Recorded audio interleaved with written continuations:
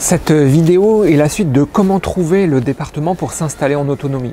Maintenant que le secteur est mieux défini, ainsi que le budget, on va pouvoir entrer plus en détail dans le vif du sujet. Comment trouver le lieu, le terrain, la maison, la ferme pour vivre en autonomie. Comme vous vous en doutez, c'est un joli sac du nœud. Il y a une multitude de paramètres à prendre en compte et ils sont tous différents pour chacun d'entre nous. Sachez déjà qu'avant d'aller plus loin dans cette vidéo, qu'il va manquer un critère essentiel. Le plus important à mon sens, c'est le critère professionnel. En gros, quel sera le modèle économique de votre projet d'autonomie? C'est une question primordiale qui fera l'objet d'une vidéo. Il ne me semble pas sérieux d'envisager un projet d'autonomie sans envisager un moyen de gagner de l'argent. Donc sachez que la suite de la vidéo est fortement influencée par notre modèle économique. Sachant que nos situations sont toutes différentes, le mieux que je puisse faire, c'est de vous expliquer notre démarche. Mais je suis bien conscient que cette démarche ne collera sûrement pas à la vôtre pour une multitude de raisons. Dans la première est sûrement le budget.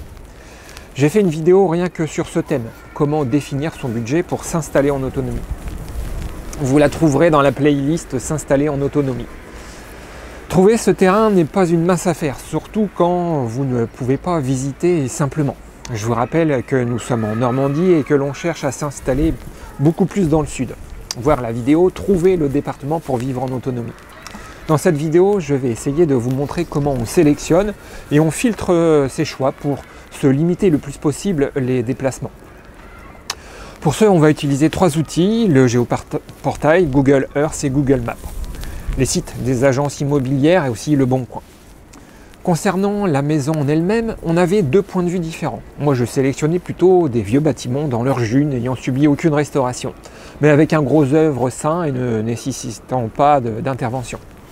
Ma femme, quant à elle, avait plutôt tendance à sélectionner des maisons sans travaux et prêtes à vivre. À mesure des visites, on a pu affiner nos recherches et on a évolué, enfin surtout moi. Ce que je veux dire, c'est que mon naturel à voir les bâtiments finis après les restaurations me faisait souvent oublier le temps et l'énergie que peut demander la restauration d'une maison. Donc à mesure des visites, on a fini par tomber d'accord sur le fait que notre priorité, c'est d'être dans le jardin et non dans la maison à faire des travaux. Pour le terrain, on le voit d'au moins 1 hectare avec une bonne partie en bois et le reste en prairie. Il y a une source ou un point d'eau, rivière, ruisseau, mare. Ce terrain bien exposé, comme on cherche plutôt dans une configuration vallonnée, on souhaite privilégier une légère pente orientée sud.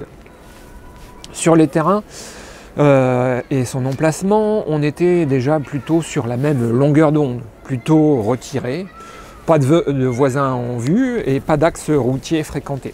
Une belle vue dégagée et inspirante dans un environnement plutôt vert. Et bien sûr, un terrain cultivable dont la surface a varié entre 2000 m² et 5 hectares. C'est ce terrain qui a été un peu le fil conducteur de nos visites et coups de cœur. Et ce terrain idéal nous a amené à visiter des bâtiments très différents, dont tout était à refaire dans le pire des cas. À travers cet exemple, j'aimerais justement vous amener à définir quels sont vos critères non négociables. Et que mettez-vous dans ces critères? Dans notre logique, les critères non négociables sont les critères non modifiables. C'est-à-dire que dans tous les cas, on a choisi d'écarter un bien dont l'orientation était nord ou mal exposée. Dans tous les cas, ou presque, on a choisi d'écarter un bien à proximité d'une route ou de voisins. À partir de ce contexte un peu grossier, on a commencé à rechercher sur le Bon Coin. La formule que l'on a conservée quasiment du début à la fin sur le Bon Coin, c'est la recherche suivante. Le mot-clé ferme en cochant recherche dans le titre uniquement, la catégorie vente immobilière, les 5 départements choisis en amont, voir la vidéo sur les départements. Pour le budget, on a mis entre 50 et 150 000 euros. Pour la question du budget, n'hésitez pas à sortir un peu de vos limites. Les prix affichés sur les annonces ne sont pas les prix de vente. Pour notre part, on a monté le curseur jusqu'à 200 000 euros. Et pour finir, cocher maison comme type. C'est de là que nous avons commencé à sélectionner des biens et à nous mettre en contact avec les agences. Nous n'avons pas écarté les agences immobilières par souci de facilité, car le nombre de biens diminue considérablement quand on sélectionne uniquement les annonces de particuliers. Voilà 3 agences avec qui nous avons pas mal travaillé. Sélection Habitat, la Bourse de l'immobilier et Beau Village. Dès qu'une annonce du Bon Coin nous renvoyait à une agence, nous faisions la même recherche sur le site de l'agence avec souvent en prime la possibilité de mettre la surface du terrain. Ce critère supplémentaire sur les sites des agences simplifie considérablement le travail. À ces agences, nous avons remis, suite à notre premier voyage, un document qui reprenait tous nos critères, avec même des schémas pour qu'ils visualisent bien la situation idéale de recherche. À mesure que la sélection s'étoffait, nous nous efforcions d'avoir le maximum d'informations sur le bien, et en particulier sa position. Alors oui, je suis d'accord, toutes les agences n'acceptent pas de dévoiler l'emplacement des biens. Mais comme nous avions déjà rencontré quelques-unes d'entre elles lors du premier voyage, on a réussi à obtenir plus facilement l'information. D'autres agences plus modernes nous faisaient signer électroniquement parlant des bons de visite et nous envoyaient tous les documents en retour. Et c'est grâce à cette position que l'on a pu largement écrémer la sélection avec la technique suivante. Il y a 3 outils incontournables pour se faire une idée du bien avant même d'aller le visiter. Premièrement, Google Maps. Quand l'agence est suffisamment pro, elle vous envoie la position exacte avec une coordonnée GPS. Alors attention de bien respecter les points et les virgules. Dans Google Maps, quand vous basculez en vue satellite, vous pouvez voir déjà l'orientation et la position générale du bien. Et si le bien n'est pas trop loin d'une route qui a été numérisée, vous pouvez passer en mode Street View pour voir encore mieux le contexte, je veux dire. Il fait froid et j'ai les yeux qui pleurent. Pour affiner un peu la perception du lieu, je vais voir la situation dans Google Earth qui va me donner une idée plus précise du relief. Et pour finir, je bascule dans le géoportail pour localiser précisément les parcelles cadastrales et bien d'autres informations utiles comme le réseau hydrographique. Voilà les calques que j'ai utilisés dans le géoportail, les parcelles cadastrales, le réseau hydrographique, la carte topographique, la carte des pentes pour l'agriculture et les forêts publiques. Alors attention de bien classer vos calques et d'utiliser le curseur d'opacité pour voir les éléments souhaités.